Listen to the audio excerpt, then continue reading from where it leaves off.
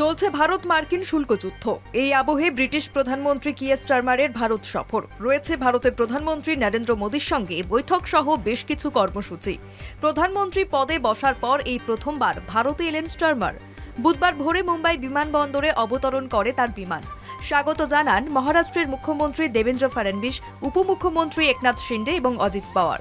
British প্রধানমন্ত্রীকে স্বাগত জানিয়ে এক্স হ্যান্ডেলে পোস্ট করেন নরেন্দ্র মোদী। বৃহস্পতিবার প্রধানমন্ত্রী নরেন্দ্র মোদীর সঙ্গে দ্বিপাক্ষিক বৈঠক করবেন স্টারমার। মূল লক্ষ্য মুক্ত বাণিজ্য চুক্তির সঙ্গে কৌশলগত অংশীদারিত্বের পর্যালোচনা। 2040 সালের মধ্যে দ্বিপাক্ষিক বাণিজ্য 25.5 বিলিয়ন পাউন্ড বৃদ্ধি করা। দুই দেশের আশা আগামী 1 বছরের মধ্যে চুক্তি কার্যকর হবে না ব্রিটেনের অভিবাসন নীতির কোনো পরিবর্তন। 2025 সালে জুলাই মাসে ভারতের প্রধানমন্ত্রী নরেন্দ্র মোদী ব্রিটেন সফরে যান। স্বাক্ষরিত হয় একটি মুক্ত বাণিজ্য চুক্তি। বস্ত্র, পানীয় ও গাড়িসহ বিভিন্ন পণ্যের শুল্ক কমানো হয়, বাড়ানো হয় ব্যবসায়ীদের বাজারে প্রবেশের সুযোগ। স্টারমারের কথায় এই চুক্তি বাণিজ্য বৃদ্ধির লঞ্চপ্যাড। 2028 সালের মধ্যে ভারত বিশ্বের তৃতীয় বৃহত্তম অর্থনীতি হয়ে উঠবে।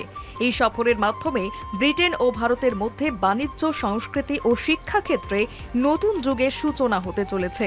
মার্কিন রক্তচক্ষুকে উপেক্ষা করেও ব্রিটেন যেভাবে ভারতের পাশে এসে দাঁড়ালো, তাতে মার্কিন যুক্তরাষ্ট্র যে কোণঠাসা হচ্ছে তা বিশ্ব রাজনীতিতে স্পষ্ট।